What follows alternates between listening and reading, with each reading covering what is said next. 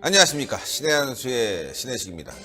문재인 대통령 지지율이 부정평가를 긍정보다 뛰어넘었습니다.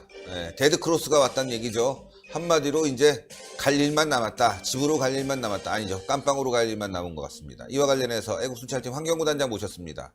네, 안녕하십니까. 맞습니다. 깜빵으로 갈 일만 남은 것 같습니다. 네, 지금 RN서치, 리얼미티, 갤럽 통틀어서 지금 지지율이 이제 40대 중반을 찍고 있다. 근데 문제는요, 좀 전에 말씀하신 그 데드크로스 무슨 얘기냐면 그 부정적인 평가, 국정 운영에 대한 부정적인 평가가 긍정적인 평가를 넘어섰다. 이것은 다시 말해서 지금 현재 문재인에게는 아주 특단의 변곡점이 생겼다. 뭐냐면 만약에 지금 대통령 선거를 하면 문재인은 대통령으로 뽑힐 수가 없다. 왜냐?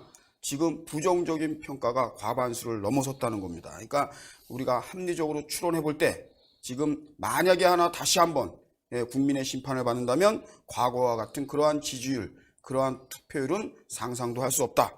이것은 여러분들 어떤 특정 여론조사 기관에 국한된 게 아니라 지금 메이저급 여론조사 기관이 일률적으로 지금 똑같이 발표하고 있고요. 네. 더 심각한 것은 흔히 말하는 콘크리트 지지층이다라고 했던 20대, 30대, 40대에서 완전히 붕괴해버렸고요. 완전히. 예, 더 나가서 지금 개헌을 통해서 선거 연령을 18살부터 하겠다. 이것은 뭐냐면 그만큼 어린 연령층에서 지지 기반이 아주 튼튼하다. 이렇게 자평했던 문재인이 지금 놀라운 사실은 학생층이 붕괴했다. 지금 학생층. 그러니까 20대 남성, 자영업자, 그리고 기업인들, 소상공인, 심지어 택시 종사자. 많은 분들이 지금 불만을 가지고 있어요. 그렇죠. 서민들, 어제도 여러분들에게 말씀드렸지만 택시 종사자들이 생존권 투쟁을 하면서도 궁극적으로는 대통령에 대해서, 문재인에 대해서 표로 심판한다. 이거 굉장히 예민한 얘기거든요. 이러한 것을 집회에서 말이죠. 아주 공식적으로 이렇게 거론했다는 것은 그만큼 문재인 정권에 대해서 이제 신뢰가 깨졌다. 끝났어요. 끝났어. 이제 끝났다. 문재인 끝났다인데 문제는 대한민국이 위기니까 말이에요. 경제 맞습니다. 나쁘죠. 안보 나쁘죠. 외교 나쁘죠. 뭐 좋은 거 있으면 뭘까요? 김정은만 좋을 것 같아. 그렇죠. 김정은도 좋고, 그리고 단순 흔히 말해서 문재인 문팬이라고 하는 그런 사람들은 하다못해 카페지기까지도 지금 공기업의 사회이사돼 있지 않습니까? 예. 그러니까 그 사람들에 대한 농공행상만큼은 철저히 한 것 같아요. 예. 그렇지만 여러분들 그렇게 헛되이 우리 국민의 세금을 갈기갈기 쓰는 순간 우리 국민들은 이렇게 힘들어지는 거죠. 또 한 사람 좋은 사람 있네. 김정수. 그렇죠. 아들. 맞습니다. 예. 예. 지금 취업 의혹이 있는데도 불구하고 뻔뻔하게 가만 안 있을 거다 이런 식으로 얘기하고 있는데 또 부인인 김정숙이는 해외여행 다니고. 그렇죠. 팔자 폈어요. 샤넬 있고 팔자 폈네 진짜. 팔자 폈죠. 네. 그리고 사람 팔자 된박 팔자라고 말이죠. 흔히 그런 얘기들 있잖아요. 여자든 남자든 간에 부부지간에 한쪽이 출세하면 덩달아 출세되는 거고. 지금 근데 이제 그 문준용에 대한 뉴스가 지금 이어지겠지만은 예. 이게 예민한 게 대한민국의 지금 어떠한 신조 유행어가 뭐냐면요. 아무리 강력범죄, 아주 파렴치한 범죄를 저지르더라 하더라도 문준용 사건과 함께 조사해 주세요. 그럼 이게 면책된다는 거예요. 그러니까요. 예, 그러니까 이게 지금 그 스타트를 경기도지사 이재명 도지사가 아주 확실하게, 탁월한 선택으로 해갖고 정말 상상도 못하는 그 해경군 김씨라고 하는 아주 굉장히 중차대한 엄중한 사건을 아주 손쉽게 넘어가 버렸어요. 그리고 났는데 이제 오늘 잠시 후에 말씀을 드렸지만 우리 한국당의 김성태 의원도 말이죠. 이재명 투작전이 지금 먹힐 것 같습니다. 뭐냐면 우리 딸 KT에 대해서 그 계약직 취업에 대해서 지금 의혹이 제기되고 있는데 좋다. 국정조사 하자. 근데 조건이 뭐냐면 문준용 사건도 함께 하자. 그때 당시 고용정보원의 그 취업에 문제가 있었던 문준용 사건, 문재인의 아들 문준용 사건도 함께 지금 조사를 하자. 이렇게 돼서 이거 지금 국민들이 볼 때는요. 이것도 또 하나 이재명 2, 이것도 해경군 김씨 2가 될 수 있어요. 뭐냐면 그대로 더불어민주당도 말이죠. 그건 그렇게 안 할게. 이렇게 될 조짐이 상당히 많습니다. 그래서 이 김성태 의원이 말이죠. 아주 탁월한 선택이 아니라 이런 건 아주 흉내를 잘 냅니다. 똑똑해요. 근데 문제는 이거 문제 있는 거 아니에요? 만약에 이게 사실이면 실제 만약에 문제가 있으면은 문제가 있겠죠. 근데 네. 냉정하게 보면은 대표님 이게 참 이 정권 그리고 청와대하고 더불어민주당이 아주 재미나고 웃기는 정당이에요. 지금 뭐든지 김태우 수사관에 의해서 여러분들 계속해서 이건 여러분들 단순 루머라고 할 수 없는 아주 디테일한 자료들이 막 쏟아져 나오고 청와대가 궁지에 몰리고 더불어민주당이 그걸 덮으려도 덮을 수가 없는 상황이 됐는데 이게 여러분들 자그마치 7년 전 얘기입니다. 예, 좀 얘기를 말씀드려요. 저는 김성태 의원을 감싸고 이런 게 아니고 여러분들이 한번 들어보세요. 이 사건이요. 2011년도 KT 그러니까 스포츠재단에 이 따님 되시는 분이 계약직으로 채용이 돼요. 계약직으로. 근데 2011년도면요. 박근혜 정권도 아니고 MB 시절인데요. 이 당시에 만약에 이러한 문제가 있었다 합시다. 그러면 이명박 대통령 지금 어디 있어요? 감옥에 있어요. 박근혜 대통령 어디 있습니까? 감옥에 있어요. 그리고 이 자들이 2016년도 10월서부터 이 나라를 장악을 합니다. 더불어민주당하고 문재인이. 그러면서 그때 권한대행으로 있는 황교안에게도 아무것도 하지 말라고 그래요. 추미애도 그렇고 박영선도 그렇고요. 그러니까 이제 황교안 권한대행이 진짜로 아무것도 안 했어요. 그러면 그때부터 이 정권이 사실 시작이 된 거예요. 지금보다 더. 여러분들 생각해 보세요. 이 김성태가 만약에 딸이 이런 일이 있었다. 여러분들 이거보다 더 멀리 있는 사람들도 정권의 연관이 요만큼만 있어도 지금 다 갖다 구속시키고 사건 기소해서 재판에 회부해요. 그런데 7년 전 사건을요. 지금 오늘날 지금 청와대가 연일 지금 신의 한수나 언론에서 계속 청와대 얘기 나오잖아요. 민간인 사찰이요.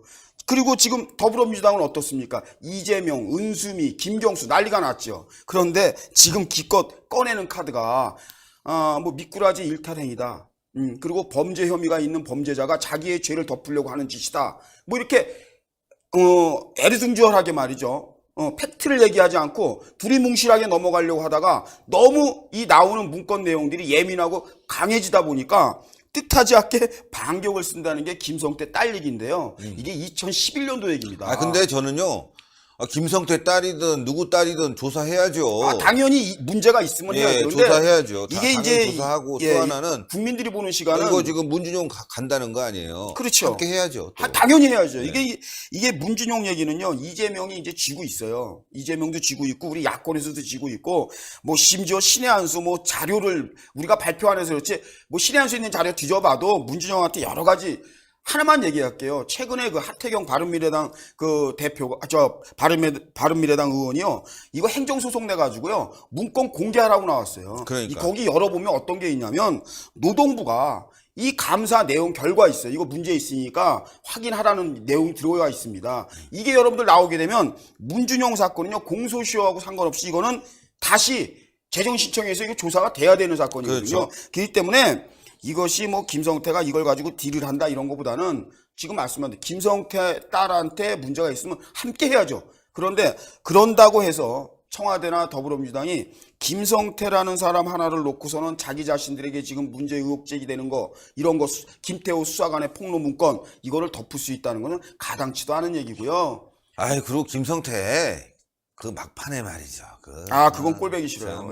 그거는 예산 문제 가지고 얼마나 또 문제가 많아요. 신의 한수가 잘한 건 잘했다 그랬어요. 예를 들어서 단식해서 특검 받아내고 이런 건 잘한 건 잘한 거예요. 그렇지만 맨 끝에 그게 뭡니까? 1조도 안 되는 돈 깎는 신용 해놓고 나중에 알고 보니까 자기네 안방으로 지네 집으로 다 예산 챙겨서 가고 말이지. 이런 거는 그 마지막 한 번에 그 유종의 미를 못 거둔 게 내용 전체적으로 보면 나쁜 놈이 돼버리는 거예요. 그래서 저는 자유한국당이 좋다. 김성태 딸 취업 특혜 의혹 당연히 우리는 조사하길 바란다. 그리고 문준용도 함께 하자 해갖고 이거 여야가 합의할 수 있는 문제잖아요. 당연히. 네, 맞습니다. 저는 해야 된다고 봐요. 문제 있으면 이거 문제에 대해서 해야죠. 처벌받고 말이죠. 깜빵할 사람 깜빵 가고 그래야 되는 거 아니겠습니까? 김성태 의원도 그걸 원했어요. 자기가 그렇게 하자. 하야죠.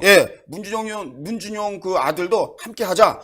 이제 공이 그렇게 던졌는데 김경수 때랑 마찬가지로 지금 신 대표님 뭐가 이제 복잡해지냐면 더불어민주당이 복잡해요.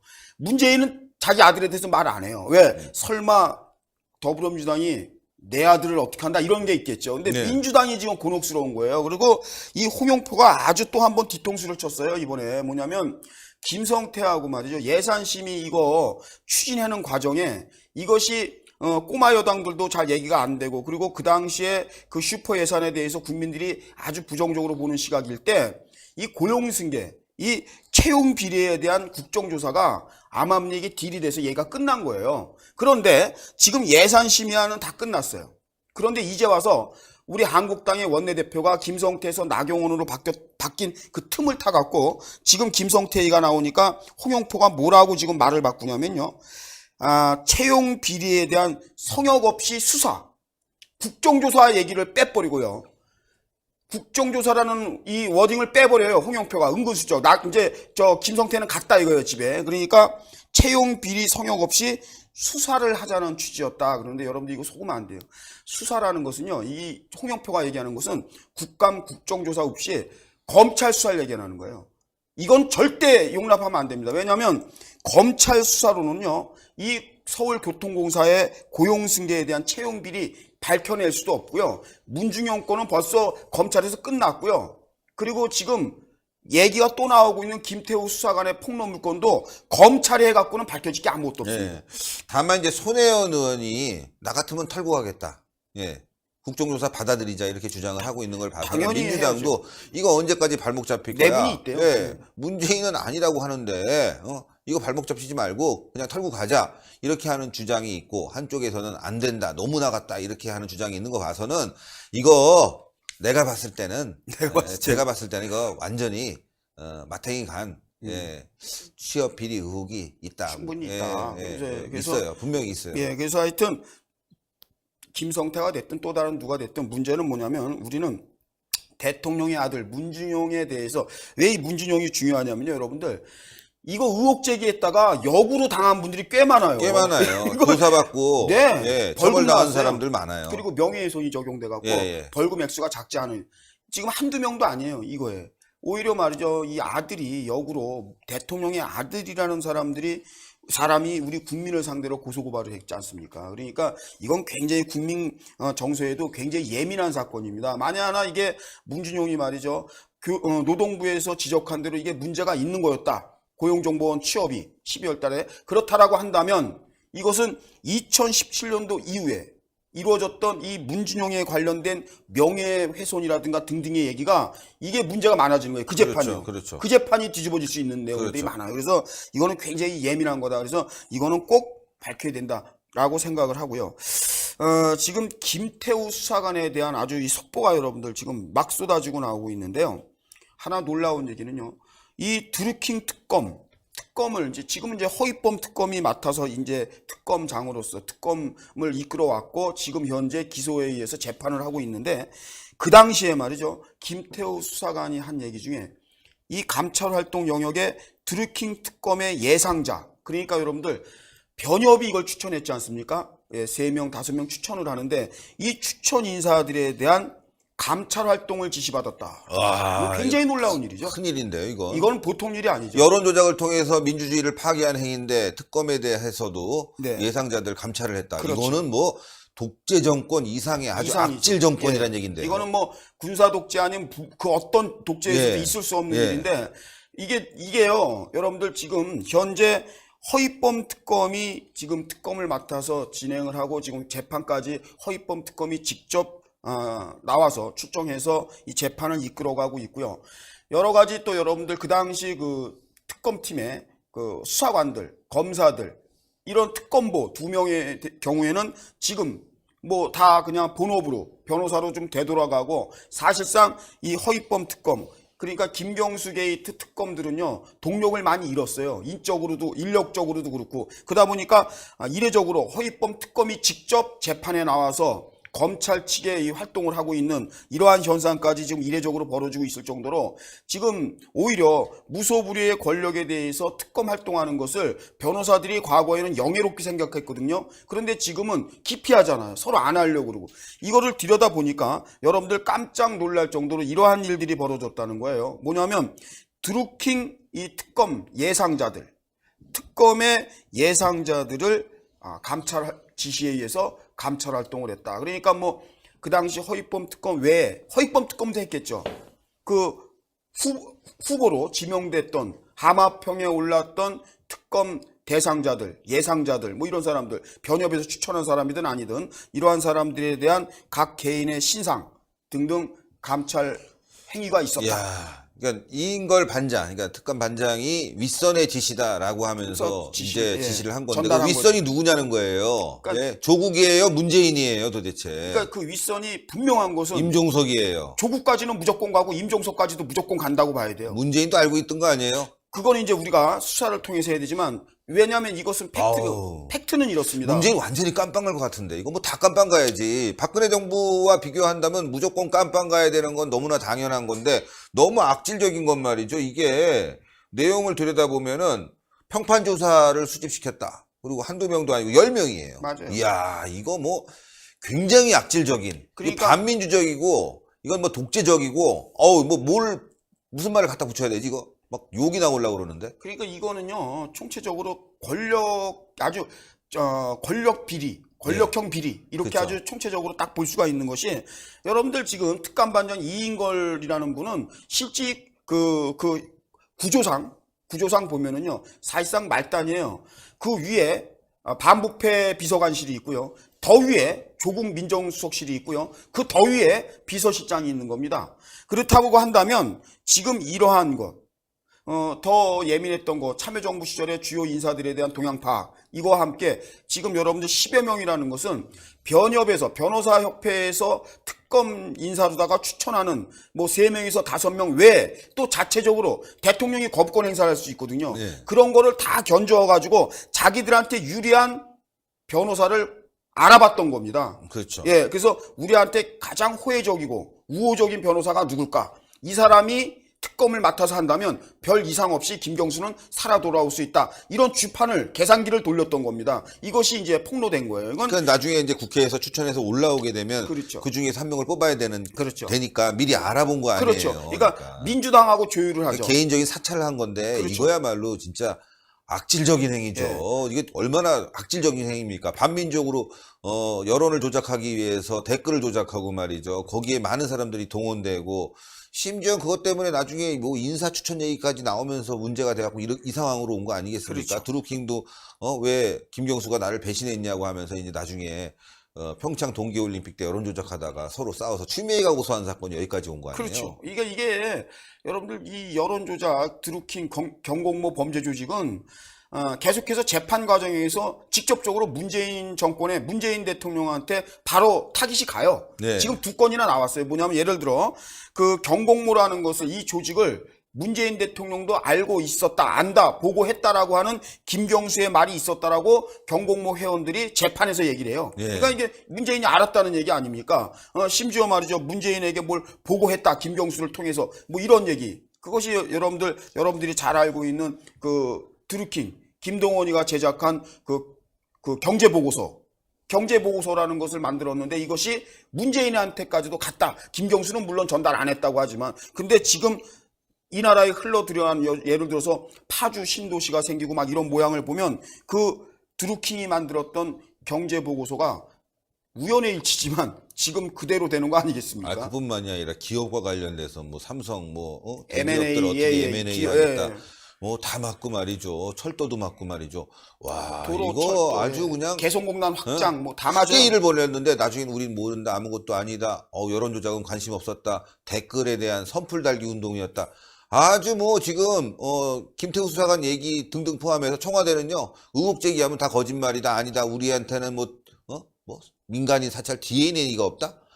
야, 그래서 일부에서는 이런 얘기 하더라고요. 이거를 빨리 국립 그 수사과학연구소 있잖아요. 네. 청와대 직원들 피 뽑아갖고 다 거기다 보내야 된다. 그래서 정말 조사를 해봐야 되는 거 아니냐. DNA에 그게 있는지 없는지. 예. 이건- 황우석 박사한테 보내야 될 것 같다. 그러니까 그죠?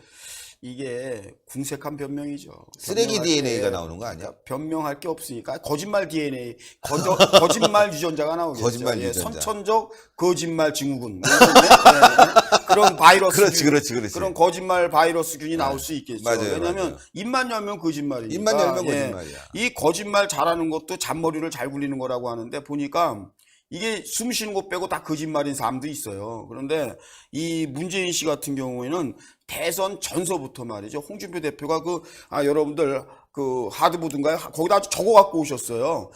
몇 월 며칠에 무슨 거짓말, 그리고 정계 은퇴 거짓말 몇 번 한 것까지 말이죠. 맞아요. 그래서 그때 별명이 문구라였어요. 그렇죠. 문구라였죠. 그래서 우리가 직접 그 신의 한수하고 저하고 장지현 대표하고 그때 이제 대선 후보들 KBS, SBS, JTBC에서 할 때 우리 응원 갔었잖아요. 네, 응원 갔었죠. 예, 그 후보들 들어가 입장할 때 그래서 저희가 그 문구라 들어갈 때 문구라라고 막 근데 그건 또 문제 삼지 않더라고요. 예. 문구라가 맞으니까. 그러니까 영상도 있어요. 문구라, 예. 문구라 이런 영상이 있었어요. 그 문뻥 뭐 문구라 이거 있는데 예, 문뻥 그랬는데 근데 문제 삼지 않았죠. 다 같이 갔죠. 근데 왜냐면 구라 맞으니까, 문구라 맞으니까. 근데 지금 보니까요.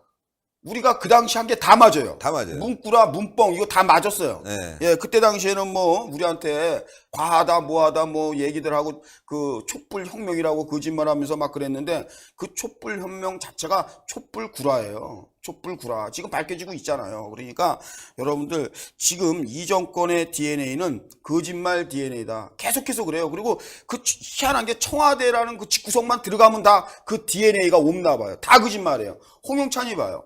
이 사람은 원래 거짓말쟁이가. 그건 모르겠는데 하여튼 다 거짓말이에요. 뭐 미꾸라지 한 마리가 흙탕물을 튀기고 있는 것 뿐이다. 그리고 범죄자의 한 명의 일탈 행위다. 더 나가서 범죄자가 자기 범죄를 가리려고 지금 계속해서 거짓말한다. 심지어 임종석이 고소고발을 했는데 빨리 어떻게 이제 이 사람 입을 막으려고요. 그런데 검찰이 입 막기도 전에 김태호 수사관이 입 힘이 좋아요.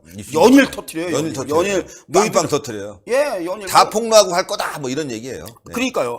이게 사실 이 지금 김태호 수사관이 가지고 있던 그 감찰 내용을 보니까요. A4 용지로 수천 장 분량이래요. 그러니까 이게 보통 이 사람들 이 좌파 정권 그리고 그 범죄 조직들을 보면은요. 다 A4 용지로 따지나 봐요. 그러니까 문재인도 A4 용지 들고 외국 나가고 그러잖아요. 이 A4 용지로 뭐 63빌딩 하나만큼을 이거 언론 조작, 여론 조작, 대국민 사기극을 벌였다는데 이번에는 김태호 수사관은 말이죠. A4 용지로 수천 장 분량의 이 감찰 활동을 지시받았다는 거예요. 그러니까 굉장히 시키기도 많이 시킨 거예요. 뭐 그렇게 뒤집게 있고 뭘 그렇게 캐물을 게 있고. 그러니까 밥 먹고 나면 남의 조사 다니기 바빴던 거죠. 그러니까 뭘 그렇게 궁금한 게 민간인 많아요. 특히. 예. 그러니까 지금 또 이런 거에 대해서 청와대는 지금 말을 못해요. 왜 말을 못하냐면 놀라운 보고가 또 나와요. 이 드루킹 특검 그 예상되는 변호사들에 대한 신상 털기, 뭐 감찰 활동 지시받았다 이 내용이 나왔는데 지금 청와대는요 이제는 더 이상 뭐 아니다는 말 외에는 뭐 구체적인 팩트를 가지고 말을 변명할 여지가 없다 보니까 말을 안 하고 있는데 말할 수 없는 그러한 내용이 하나 나온 게 뭐냐면 감찰하기 하루 전날 그러니까 청와대가 김태우 수사관을 감찰하게 되죠. 뭐 경찰청에 가서 갑질했네 뭐 했네 이유로 말이죠. 그리고 뭐 골프 등 향응 받았다 이런 식으로 장관들한테 그런 그 루머가, 그러니까 그러한 감찰이 청와대에서 딱 들어올 때, 그러니까 뭐 조직적으로 좀 권력이 있는 사람이 김태우에 대해서 그랬겠죠. 그 말단 주제에 직책이 감찰반에 있다는 이유로 얘 너무 건방져. 뭐 이런 얘기가 돌았을 거예요, 청와대에. 그러다 보니까 청와대에도 맞아.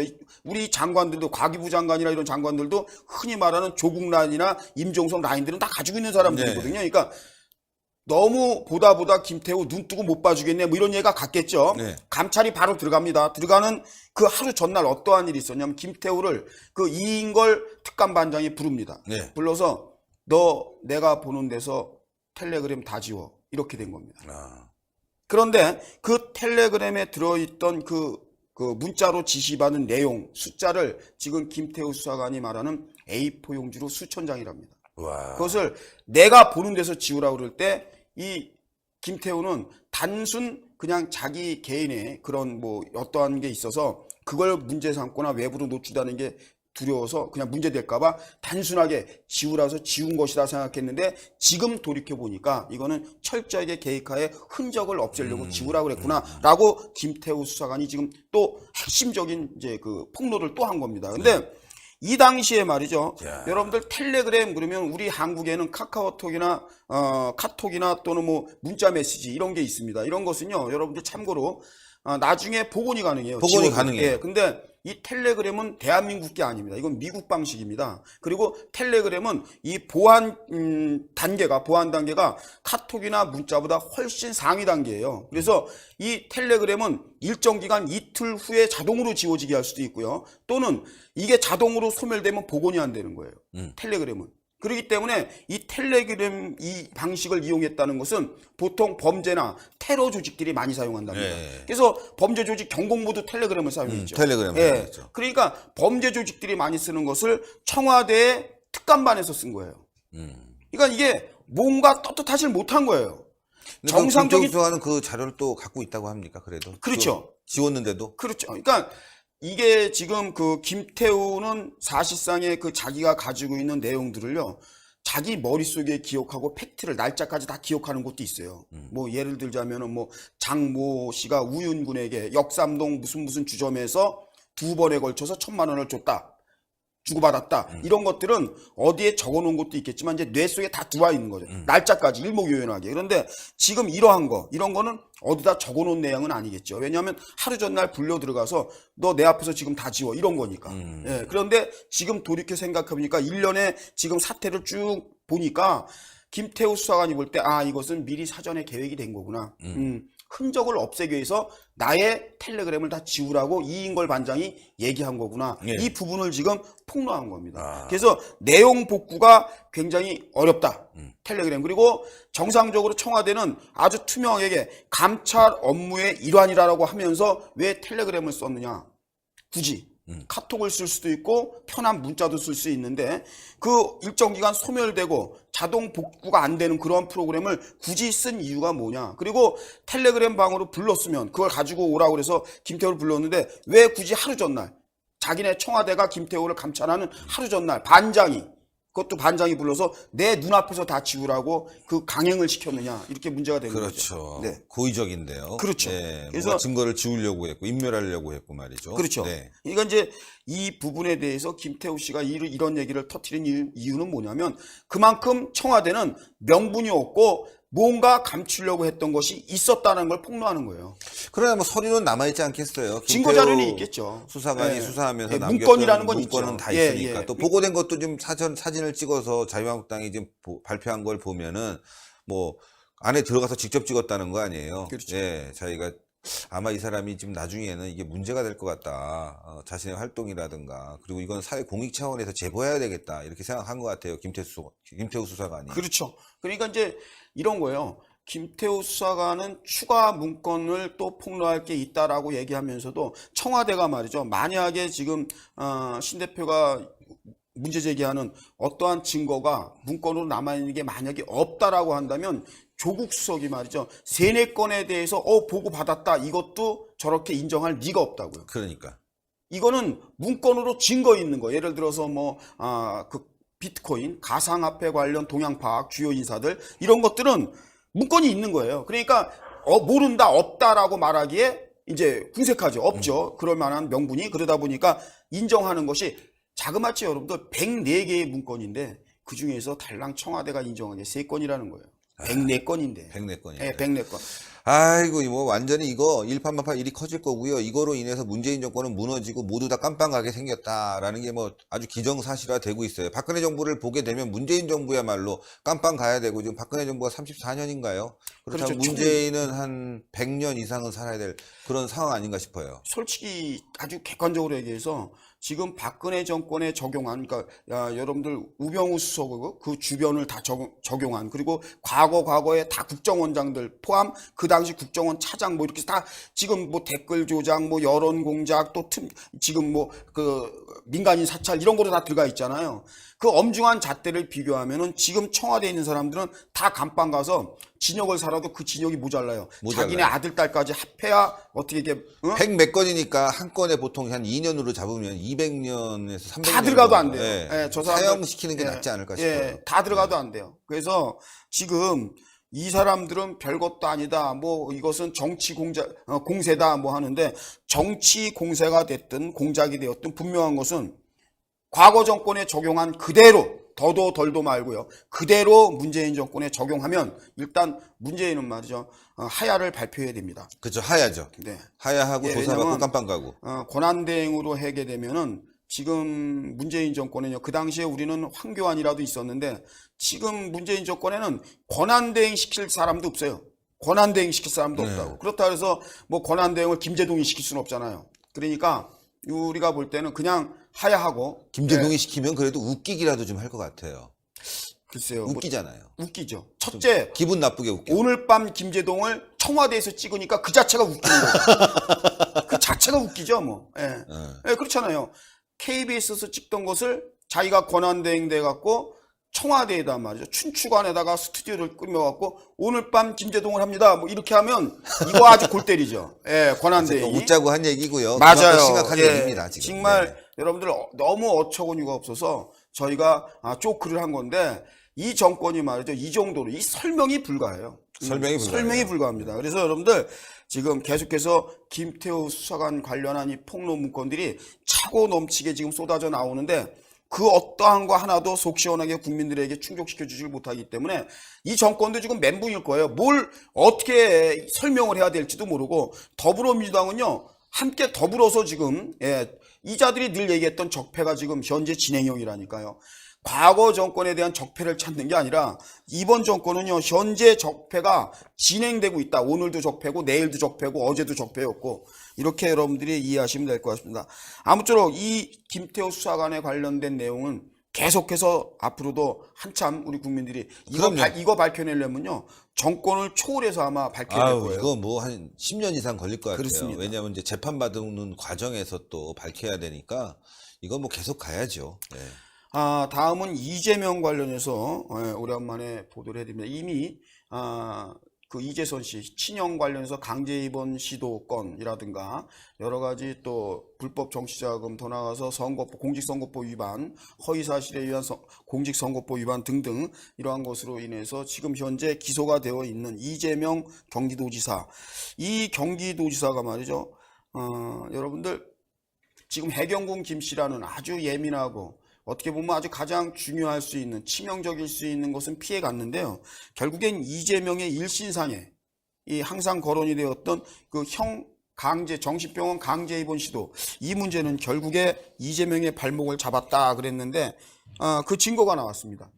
이게 지금 오늘 한간에 계속해서 언론 보도로 말이죠. 탑뉴스로 이렇게 올라오고 있는데 무슨 얘기냐면 이재명이 자기 형 이재선 씨에 대한 강제 입원을 시키기 위한 그 정신평가 문건이라는 게 있습니다. 이것은 전문의가 하는 겁니다. 그러니까 정신과 전문의가 이 문건을 만들게 되어 있는데 정신평가 문건이라는 거 이것을 건드렸다. 그게 무슨 얘기냐면 이 평가 문건에 대해서 의사 전문의가 아닌 이재명 당시 성남시장이 이 문건을 수정했다. 연필로. 이런 놀라운 사실이 지금 여러분들 밝혀졌습니다. 심지어 말이죠. 브라질로 그 해외 출장 중에 말이에요. 그 당시 보건소장, 분당 보건소장에게 3번씩이나 전화를 걸어서 이렇게 지금 정신병원 강제 입원에 대해서 종용을 한 그러한 사실, 이 부분에 대해서는 그전 검찰 조사 때 이미 언론을 통해서 불거져 나왔고 이 구모 보건소장이라든가 그 또 후임 보건소장이라든가 두 분이 굉장히 당시 곤혹스러운 거. 심지어 후임 그 보건소장 같은 경우에는 감옥에 가는 것이 두려워서 3일 동안 잠을 못 잤다. 이재명 그 당시 성남시장이 이 정도로 말이죠. 안 될 게 뻔하고 불법적인 건데도 불구하고 자기 형을 강제 입원시켜라 라고 지시한 거에 대해서 이것을 강행했다가는 감옥 갈 것이 너무 두려워서 3일 동안 잠을 못 잤다라고 하는 그 검찰 조사, 참고인 조사 내용이 있고 당시 또 그 두 보건소장이 굉장히 고통스러웠고 고충을 호소한 그 성남 부시장의 또 참고인 진술 내용도 있었는데요. 이번에 주광덕 한국당 의원이 법무부에서 제출받은 이재명 관련 공소장을 확인하는 순간, 공소장이라는 것은 이제 검찰이 이재명의 그 범죄 혐의를 재판부에다가 넘기는 이러이러한 혐의로 공소 제기하는 거죠. 이러이러한 혐의가 있습니다. 우리가 조사한 게 수사한 게 이런 공소장 내용을 확인하는 순간 이런 놀라운 사실이 있었습니다. 당시에는 또 중요한 게 대면 진료가 없으면 이게 불법이거든요. 특히나 이 정신병원 같은 거는 이 환자가 의사가 전문의가 직접 상태를 직접 얼굴을 보고 확인해야 되는데 이 대면 진료 없이 이 강제 입원 진단서를 띈다든가 정신병원에서 말이죠. 정신감정의뢰서라든가 평가서를 하는 것은 그 자체가 불법이라는 겁니다. 그렇죠. 환자를 대면하고 상태를 직접 확인하고 이 진단서를 발부하게 돼 있는데 그런데 그 당시에 이재명에게 각 주변에 있는 수십 명이나 되는 그 참고인들이 계속해서 이거는 불법이라고 얘기를 했답니다. 네. 그 불법이라고 조언을 해줬는데도 불구하고 이재명은 이것을 모두 묵살했다. 이러한 지금 보도가 나오고 있어서 정말 충격입니다. 이게 여러분들 자기 자신이 의사가 아닌데 전문의가 쓴 그러한 정신평가 문건에 대해서 이재명 시장이 자기가 연필로 수정을 다 했다는 거예요. 다 고치고. 예? 그러니까 2012년 4월 당시에 성남 정신건강복지센터 센터장입니다. 이 장모 씨라는 분인데요. 이분이 정신과 전문 의사예요. 이분은 예. 전문의예요. 이 사람은 당연히 할 수 있는 일이에요. 그런데 이 이재선 씨, 이재명의 형이죠. 이 재선 씨의 이 평가 문건, 그러니까 정신병이 있냐 없냐 그 상황을 판단한 평가 문건, 이 문건에 대해서 의사도 아닌 시장이, 이재명 시장이 거기에 대해서 수정하고 자기 마음대로 고쳐나간 거에 대해서 개인적으로 무척 언짢아했다라는 보도까지 나오고 있습니다. 하여튼 이게 이제 사실로 드러나게 되면 이제 조사 과정에서 나온 거니까 이제 재판 과정에 이제 반영이 되지 않겠습니까? 이재명은 뭐 도지사직은 날아가는 게 이제 뻔할 텐데. 기정사실이죠. 야, 그래도 잘 살아나요. 근데 이게 좀 심각한 겁니다. 뭐냐면 이게 공문소유조거든요, 사실. 예. 왜냐하면 정신병의 이 전문의, 정신과 전문 의사께서 이 평가서를 쓰는 게 당연한 거고, 정신평가 문건이라는 것은 어떠한 경우도 작성한 사람이 수정하게 돼 있는 네. 것이지 제3자가, 그것도 비전문의인, 자기가 시장이라고 하더라도 정신과 의사는 아니지 않습니까? 그런데 자기 형을 억지로 강제 입원시킬 요량으로 거기에 보면 이런 거예요. 자신 또는 타인을 해할 위험이 매우 높으니 당장 입원시켜야 한다. 이게 의사가 쓴 게 아니고 이재명이 그렇게 썼대요. 또라이 아니야, 이거 완전. 의사는 전문의는 이렇게 쓴 적이 없습니다. 근데 이러한 글을 이재명이 썼다는 거예요. 이재명이 말이죠. 성남시장도 되고 이재선 씨의 동생도 되고 또 지금 정신과 의사도 되고 뭐 이런 거예요. 자기가 의사처럼 말이죠. 자신 또는 타인을 해할 위험이 매우 높으니 당장 입원시켜야 된다. 이걸 의사가 쓴 것처럼 자기가 연필로 찍찍 긋고 연필로 썼어요, 연필로. 예, 연필로 수정을 받다는 거예요. 이야. 수정을 보고. 그리고 더 나가서 그 비서 윤모 씨라는 사람이 있습니다. 이 그 성남시장 이재명의 비서가 총체적으로 이재선 씨를 강제 입원시키는데 필요한 그 증인들, 참고인 진술 이런 것을 공무원들을 동원했다 하는, 지금 이 혐의로 그 비서관, 전직 비서관도 지금 함께 기소가 된 거로 알고 있습니다. 이게 총체적으로요, 이재명은 말이에요. 이재선 씨 관련해서는 강제 입원 시도가 아니라 이렇게 기획을 다 한 겁니다. 그리고 자기의 오른팔이라고 할 수 있는 비서관을 통해서 더 나가서 성남시에 근무하는 공무원들을 동원시켜갖고 자기의 사적 감정인 자기 형과의 관계, 여기에 앙심을 품고 이재선 친형을 정신병원에 강제로 입원시키려고 했던 정황, 이건 직접 증거죠. 뭐 이 정도 되면. 그렇죠, 예, 그렇죠. 직접 증거죠. 왜냐하면 여러분들 정신평가 문건, 이 서류를 갖다가 자기 맘대로 수정하고 말이죠. 의사도 아니면서 이러한 진술 내용들이 계속해서 나오고 있고, 제일 중요한 건 수십 명이나 되는 참고인들이 한결같이 얘기했대요. 어떠한 강제 입원에도 대면 진료는 꼭 필요합니다. 이 대면 진료가 안 들어가면 이건 불법입니다. 감옥 갈 수 있다라는 거를 다 가르쳐 줬다는 거예요. 이재명한테. 그랬더니 이재명이 지금 다 묵살하고 이렇게 강행한. 근데 지금 뭐 구속 수사를 해야 되는데 네. 검찰이 지금 불구속 수사를 지휘했지 않습니까? 그렇죠. 이게 참, 야, 그 문준용 그게 센 거야. 예. 예, 문준용 게 센 거야. 세고 또 더불어민주당이라는 혜택도 있고요. 또 하나 그 경기도지사 뭐 이런 것을 지금 이유 삼아서 불구속을 시켰는데, 이 이재명 같은 이러한 큰 사건이 불구속되면은요, 지금 서울구치소에 지금 들어가 있을 사람 하나도 다 내보내줘야 돼요. 거기 있는 사람들은 이재명보단 다 착해요. 다 억울한 예, 거죠. 예, 괜찮은 다, 사람들이에요. 다 이재명에게 비교하면 쌍욕, 불륜, 뭐 폐륜 다 들어가 있죠. 아우. 네, 다 들어가 있죠. 그러니까요. 그러니까 흔히 이러한 범죄를 파렴치한 범죄 이렇게 얘기하죠. 정말 파렴치한 겁니다. 그리고 형에 대해서 자기는 뭐 형을 정신병자 또 조울증 뭐 등등 얘기를 하지만 실질적으로 그 이재선 씨를 검사한 전문 의들의 얘기로는 뭐 성격상 뭐 여러 가지 뭐 문제가 전혀 없는 거 아니지만 정신병자로 조울증이라든가 이런 증세로 말하기에는 적합치는 않다. 이렇게 얘기를 했어요. 그러니까 성격이 좀 급하다 보니까 판단력이 좀 흐려질 수 있고 뭐 등등의 이 미사 여구는 붙였지만 거기에 이제 그 이유는 붙였지만 흔히 말해서 지금 그 이재명 씨가 주장하는 대로 정신병자라고 딱 단정 지을 수는 없는 상태였고 이분이 그렇게 자식이 자신과 타인에게 치명적으로 해를 입힐 정도의 그 정도의 전문 의사들의 그러한 판단 소견은 없었습니다. 예. 자, 오늘도 이렇게 고생하셨고 내일 8시 반이죠. 그렇습니다. 9시인가요? 9시입니다. 9시. 예, 오늘도 9시에 오후 있고. 9시. 예, 오늘 예. 자꾸 아침에 살짝 봤어요. 저는 피곤하긴 했는데 봤는데 잘하시더라고요. 예, 좋더라고요. 예, 살짝 보지 말고 이제 앞으로 아니, 근데 집중해서 좀 피곤해요. 봐주세요. 아침에 제가 좀 피곤해요. 그걸 예, 볼 수가 없어요. 이어폰- 앉아서 멍 때리는 게 좋아, 저는. 이어폰 끼시고 그러면 제가 방송할 때 멘트를 하죠. 신 대표는 일어나세요. 아니, 그러니까 저는 깨어나세요.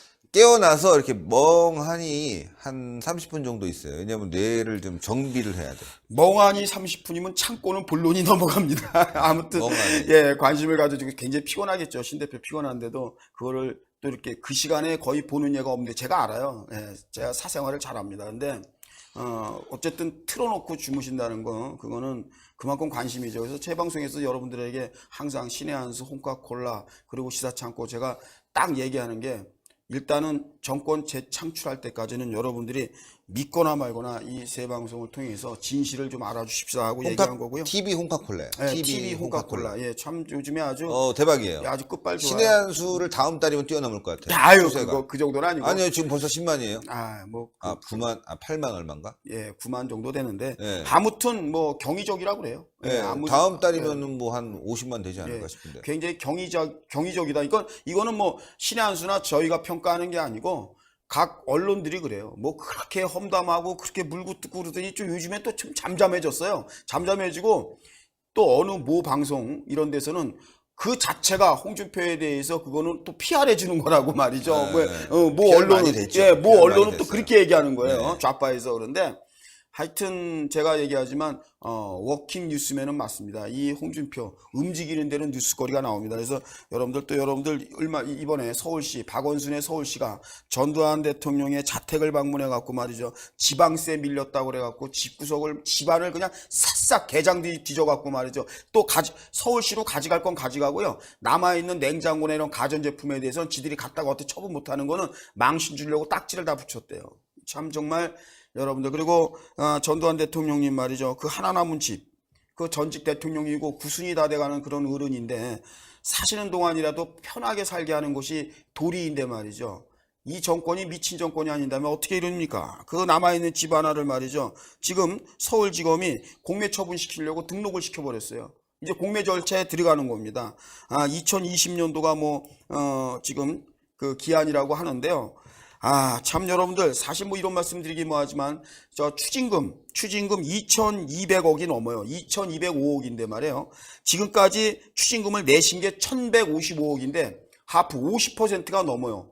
추징 가액을 합해보면 전두환 대통령이 내놓은 게 그러면 한번 이거 국세청 사정기관의 또 하나의 권력기관인데 국세청이 한번 국민 앞에서 한번 이 추징금 그토록 잘 받았는지 그 데이터베이스를 한번 까봤으면 좋겠어요. 여러분들 이 벌금 받지 않고 이 추징금 이렇게 60%씩 이렇게 환수한 예가 그렇게 많지 않아요. 이런 고액을 말해요. 그만큼 뺏고 다 했는데 환수시효가 2020년인데 그거 이분이 살면 얼마나 사시겠어요? 예? 지금 나이가 연세가 몇인데 그 사는 집을 다 뺏어가려고 뭐 이번에 시가가 말이죠 102억 얼마라고 그러는데 뭐 10% 빼니까 한 90몇 억서부터 이게 공매가 들어가나 봐요. 그러니까 결국은 집에서 나와갖고 말이죠 어디 지하나 어디로 가서 자라 뭐 이런 거밖에 안 돼요. 그리고 지금 이분에 대해서 지금 재판하는 것도 말이에요 5.18 관련 재판도 아니 모든 국민들이 여러분 생각해보세요. 조사 수사를 받아도 내 거주지에서 받을 권한이 있는 거 아닙니까? 그렇지 않아요. 국민의 한 사람으로서. 근데 이 구순이 다 되는 어른을, 노인네를 말이죠. 서울에서, 연희동에서 끝까지 광주로 와서 받으라는 거예요.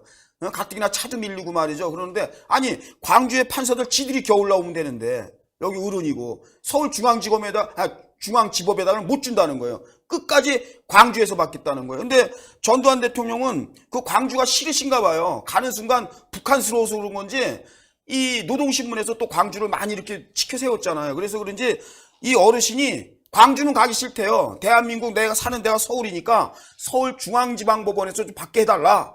근데도 끝까지 뭐 광주로 오라 그러는 거예요. 정말 이렇게까지 전직 대통령이시고 연세도 많으시고 이게 우리가 이웃집 어른도 구순이다 되면 이렇게 모시면 안 돼요. 그런데 이런 뉴스, 이런 소식을 전해드리면서 참 안타깝습니다. 이 정권 차원에서 핍박하는 게 안 되니까 무슨 꼴뚜기가 뛰면은 모두 뛴다고 말이죠. 박원순이가 또 뛰어갖고 지방세 그거 5억 3,600만 원 안 냈다고 말이죠. 연체료가 4억 5천만 원이야. 세상에 말이죠. 예? 받을 돈이 5억인데 이자가 4억 5천만 원이에요. 이런 식으로 해갖고 9억 얼마 안 내놨다고 또 살림을 다 뺏어갔답니다. 에휴, 참. 참 정말 안타깝습니다. 근데요, 요거 불길한 조짐이에요. 왜냐면은 박근혜 정부 들어와서 전두환 대통령 재산 맞아요. 관련해서 예, 재산 몰수법. 문제를 일으킨 뒤로 박근혜 대통령도 참 지지자들로부터 엄청나게 좀 너무 심하다는 얘기를 들었는데, 저는 이번 정권 진짜 이번 정권도 그런 맞아요. 그 선례를 남기는 것 같네요. 이렇게 불길한 조짐은 오고 있어요. 네, 아니, 왔어요. 이건 사람이 할 수 있는 짓이 아니에요. 예, 네. 맞습니다. 자, 오늘도 고생 많으셨고 네. 내일 아침에 또 뵙겠습니다. 네. 고생하셨습니다. 네, 감사합니다. 예, 여러분들 하여튼 신의 한 수 구독 버튼. 요즘 뭐 TV 홍카콜라가 너무 잘 되네. 이거 다음 달이면 신의 한 수가 위험합니다. 그래도 한 지가 꽤 되는데 여러분들 구독 버튼 이렇게 국어를 하는 거네 내가. 구독 버튼 빨리 그래도 비슷비슷하게 가야죠. 예. 저희가 50만 먼저 가려고 그랬는데 다음 달에는 홍준표 대표는 100만 가 있을 것 같아. 어쨌건 그 다 좋은 일이에요. 다 좋은 일이고 서로 잘 되고 아마 언론에서 그렇게 홍보를 해갖고 유튜브를 모르시는 분들이 상당히 많이 유튜브에 들어오신 것 같아요. 이런 분들이 또 신의 한 수도 볼 수 있게 여러분들이 소개해 주시고 알려주시고 그리고 동그랗게 올라가는 구독 버튼 적어도 이번 달엔 가려고 그랬는데 이번 달에 25만 분이 못 가겠어. 45만 다음 달에 갈 수 있을 것 같아요. 이번 달에라도 홍준표 대표처럼 하면 뭐 그냥 뭐 내일이면 끝나. 네. 며칠이면 끝나. 그러니까 여러분들 동그랗게 올라가는 구독 버튼을 팍팍 그 다음에 추천 버튼 팍팍 중요한 거 있습니다. 댓글도 응원 댓글도 많이 좀 부탁드리겠습니다. 여러분들 대단히 감사합니다. 고맙습니다. 고생하셨습니다.